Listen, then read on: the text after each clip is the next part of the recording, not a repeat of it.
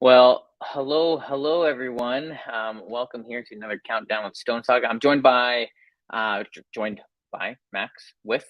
Oh my gosh, I can't even speak. Max. Oh, hey, you're unmuted. Great to have you, Max. Great to be here. We're missing Luke today, but that is okay. We are going to push forward and see if we can manage without Luke's stabilizing presence, which is I'm what sure which is I'm sure we what, won't go too far off the rails. It'll be fine. I actually feel like so for those of you who don't know, Max and I were working on Stonesaga for a chunk of time before Luke brought in, and Luke does have a good stabilizing presence. Luke To has a very good intuitive sense of what is feasible and what isn't, which was a big part of yeah, the reason after I realized how big this project was going to be. I wanted Luke because he always does a good job keeping a handle on that, and yeah. yeah, he's just got a very good intuitive sense of how much work things are going to be, which is not always something game designers excel at. I was going to say that's a good balance. I think to our I think natural optimism. Yeah, optimism. Let's That's a let's generous way of let, putting let's say it. that. Oh, great. Hey, well, um, we're excited as we gear up for the Kickstarter launch, which is coming tomorrow. It's already here, right? We're February 6th today. Tomorrow's February 7th. There's like 15,500 people who have clicked notify me on launch with our Kickstarter. So thank you. We're launching at 10 a.m. Central Time. It's 8 a.m. my time, and I think it's like 4 p.m. in Berlin, Germany. So it's something like that.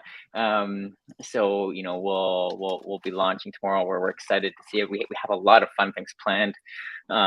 Stretch goals, early birds. Trying to think what else we're planting trees. That's a part of the early bird process. So if you're pledging in the first 3 days, we're going to be planting 2 trees. You also get access to a free gift of acrylic stone tokens. There's just so many cool things. There's like I think we haven't even really talked about the expansions publicly. Have we talked Yeah, about? Oh, just the cooking expansion, I we guess. just talked about the cooking expansion. If you go watch the stream Luke and I did with Krabok, you can get Okay, some hints about the other expansion. We don't let's reveal do what it. it is, but we drop a few tantalizing hints. You might be able to suss out a little bit about it. Should we drop the title of it? Is that okay? I mean, I think we could. it's your call, That. Brendan. Okay, so the title. So the one title, Meals and Myths. Meals and Myths. This is a good one. Second title, Nature of the Beast. Nature of the Beast. We'll let you in the comment, in the comments just speculate on what you think Nature of the Beast is. And hey, thank you for joining us, Ben and JP from Whose Turn Is It Anyways. I was on their podcast, and I think it's releasing next week, JP. So thanks for doing that. We're excited about that. Today, we just want to do a bit of I guess, a retrospective on the beta, on the Stone Saga beta, which I believe we launched when in November, beginning of November, October. It's been I'll, running for a couple months. I'll pull up the exact date we launched it. Let's see. It was where was our launch post for the beta?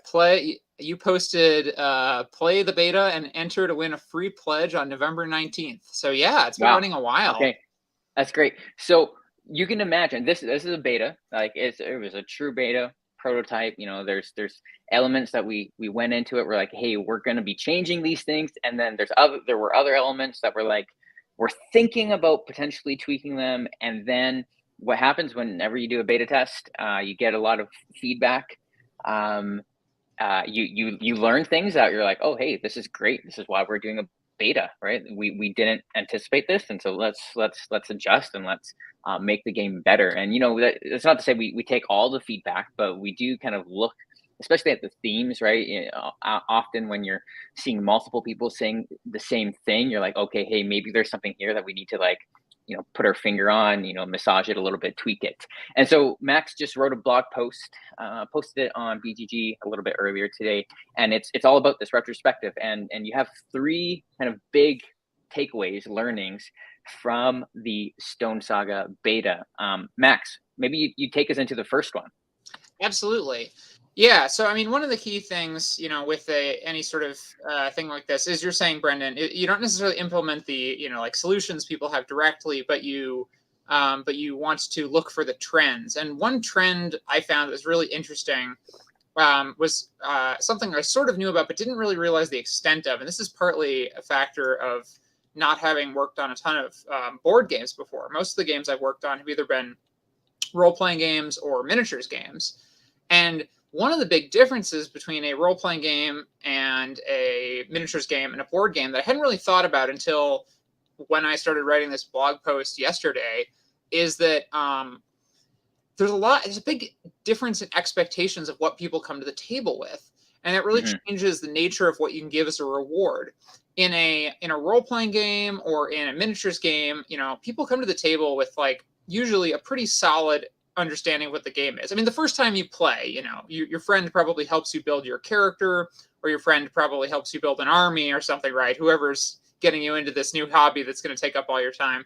But with a board game, like you don't generally get, especially a board game with a campaign that has this sort of progressively unveiled content, you don't have all the information at once, and so you don't, as preparation for it, read everything about the game. You want to like learn as you go. And so one of the big things here is information is one of the most valuable rewards we can give you. Yeah. And so Luke and I really we put some thought into this already. This was a concept we were familiar with. We'd been thinking about. One of the big, we knew even before the beta that we wanted to have these hints in the crafting system. We expanded those during the alpha and then during the beta.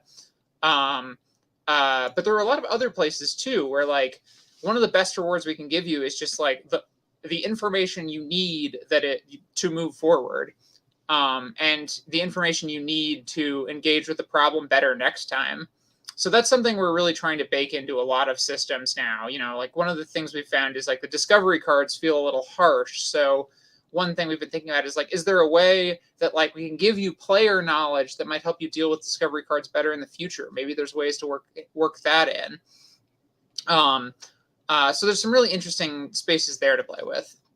Yeah, and for me, as you're speaking about that, having played before and after this change has kind of been implemented in some ways.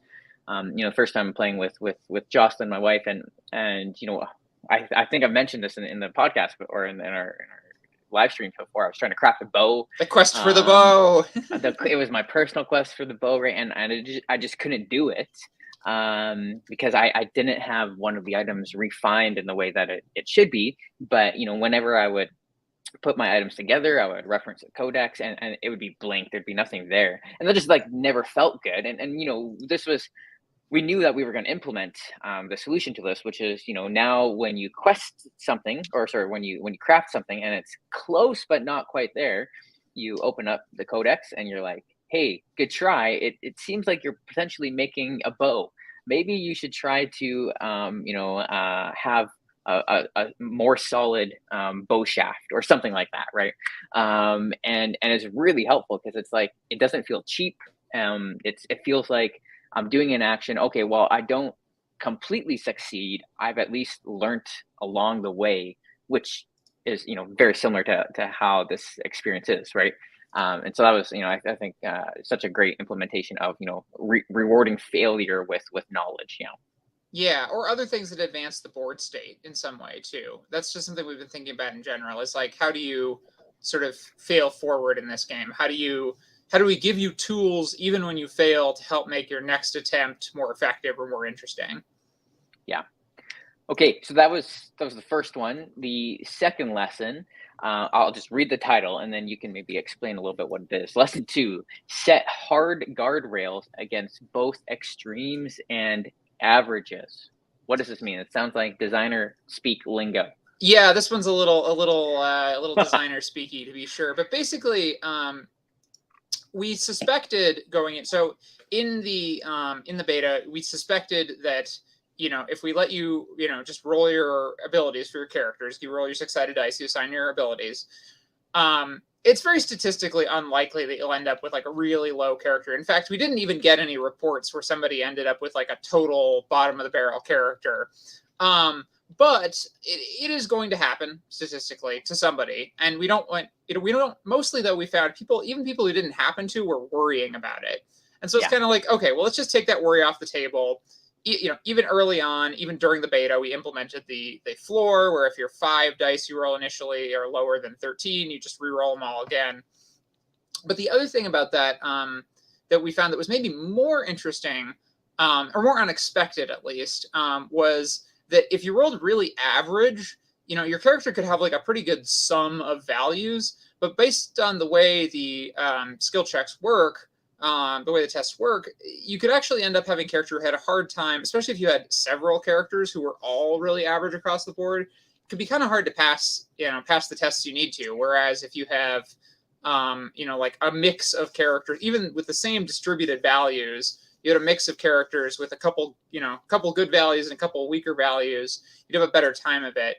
So there's a few things we're doing that we want to do to address that. One of the big ones is we're thinking about revising the boost economy a little bit. Right now, boosts are very generous, but they max out at +2. We're thinking that maybe the minor boost becomes +2, the major boost becomes +4, but boosts become rarer. And so it's a stronger incentive to like really get those things that give you a boost, which is kind of nice because it guides gameplay in a certain way. But also it means even if you have a more like average character who might have trouble hitting those high numbers, you can do some preparation and then have a better chance at it. So it gives you a little more agency in game. Right. Yeah. And especially, I think players feel this most at the beginning of the game, right? When you don't have different items to offset, potentially a poor dice roll or, bad stats. And it's fascinating because, we're thinking about this and maybe we're just like, suckers for pain because for me, there's a part that's kind of fun to like roll snake eyes on the character because part of this game is like, okay, in a society like this, not everyone's going to be a superstar. Well, one of the things I think you're highlighting, and actually this is something where I think I may want to fiddle with some of these values, is I actually think it's great if your character's like 6'1", 6'1". Like if you're really bad at something and really good at something else, that's actually fine, and maybe even better than if you've got a bunch of characters who are just like all 3s and 4s. Because it creates a more varied play experience, and it creates just a better like it helps with that collaboration, but also specialization idea where like you might say, oh, you're gonna be our hunter, I'm gonna do this other thing that's better suited to my skills.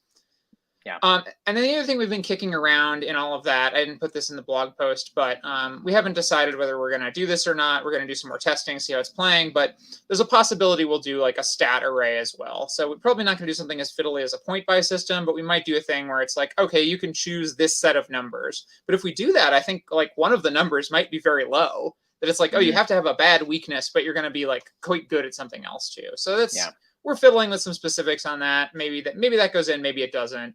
TBD. Yeah, no, it's there's a lot of like neat potentials to kind of work around that. Okay, moving on to the last one, and this is the one that I think is great, and I'm just looking at the other ones. It might have one of the largest impacts on the turn-by-turn play in Stonesaga, and that is rewarding risk taking. Right now, there is.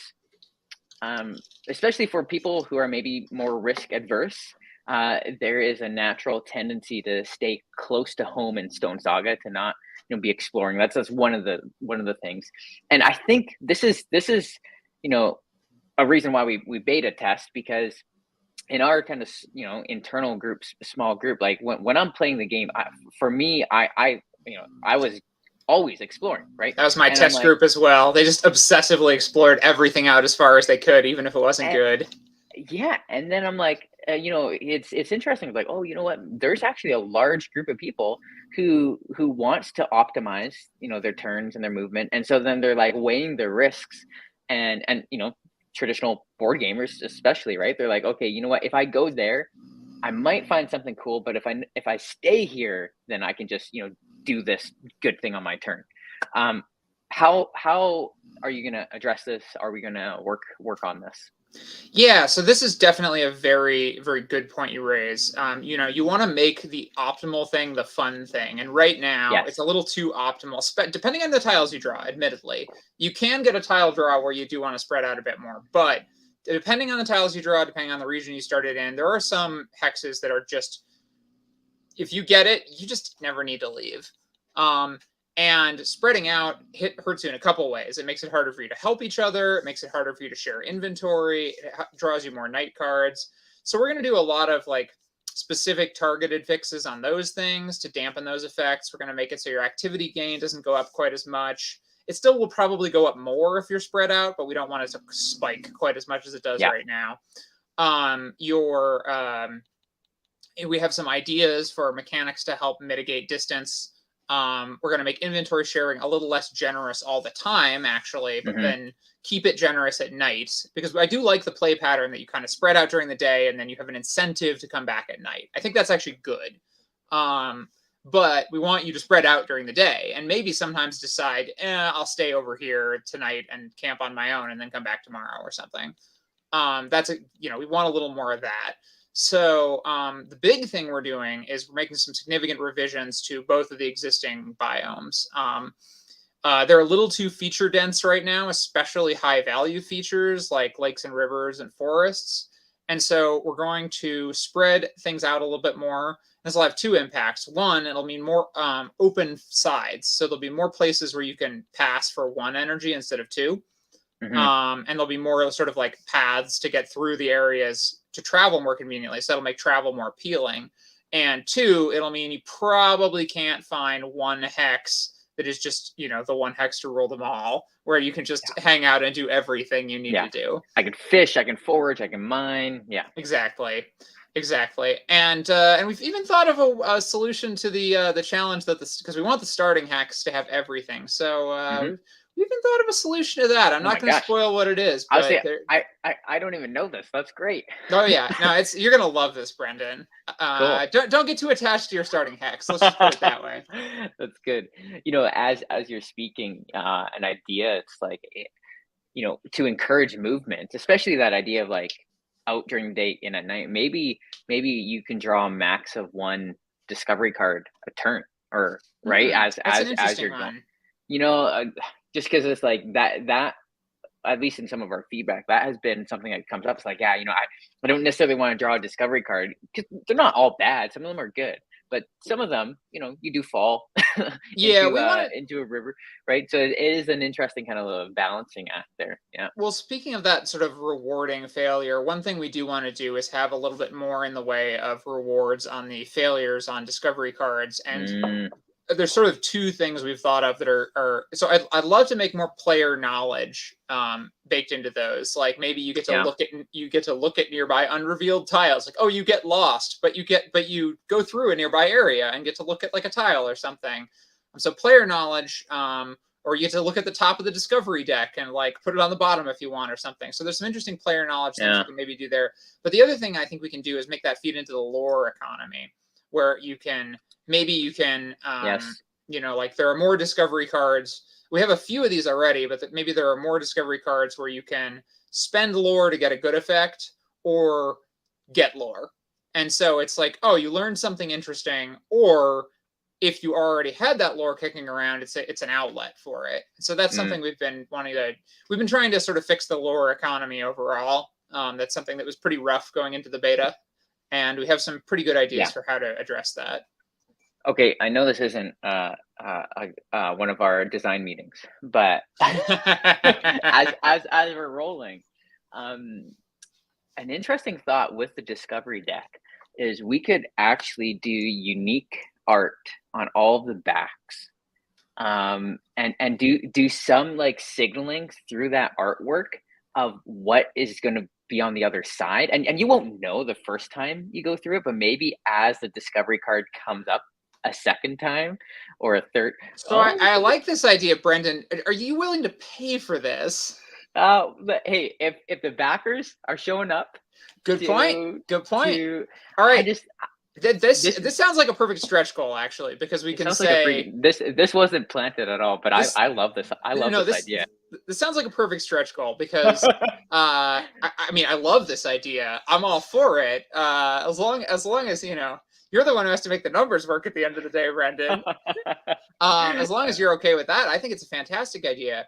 Well, yeah, and I was thinking too. Maybe there's something. Yeah, We have the omen system on the night cards, but right. maybe there's something on the discovery cards where like you. I don't know. I again, We'll this is a design meeting, but maybe there's some. we'll have a whole design meeting on this. This We'll is have a good whole though. I design like meeting about this. this, but the discovery cards are definitely something we've heard are a pain point, and we want to Yeah. make them both exciting and dangerous. They're a risk, Yes. absolutely. There will be some that are bad for you, and many of them, but a lot of them we want to push them more towards being like good or bad, or maybe it's like good if you roll well, good and bad if you roll poorly. So like a Hmm. simple example is like you fall in the river, you lose some energy, but you get a water. And Yeah. so, like, okay, it's not good, you don't like it, but you don't get nothing for your time. Yes. Yeah. Yeah. That's definitely a good solution. Um. Okay. Anything else that you want to add on before before tomorrow? I know for those of you who don't know, Devin, our community manager, is going to be hosting a live stream tomorrow at I believe it's in half an hour before we go live, so that's 7:30 Pacific, 9:30 Central. And then I think around 11 a.m. Central Time, Max and Luke will be joining Devin for just a bit of a live Q&A.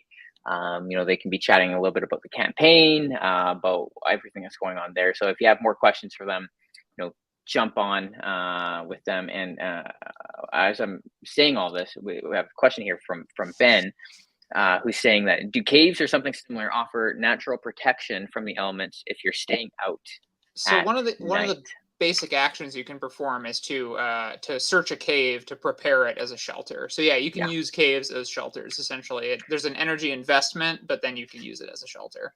And there's a bunch of knock-on effects. There's some night cards that if you have shelter, you are more protected. Yeah, It will provide, I think, more energy when you're you get more sleeping, energy right? So there's back. Yeah, yeah, there's a bunch of yeah, bonuses for it, and yeah, we're the shelter economy is something else we're playing with as well. I won't get into the weeds there, but that's something we've been thinking about based on beta feedback. So yeah. It's great. Great question, Ben. Sorry, Max, I cut you off. Anything else to add?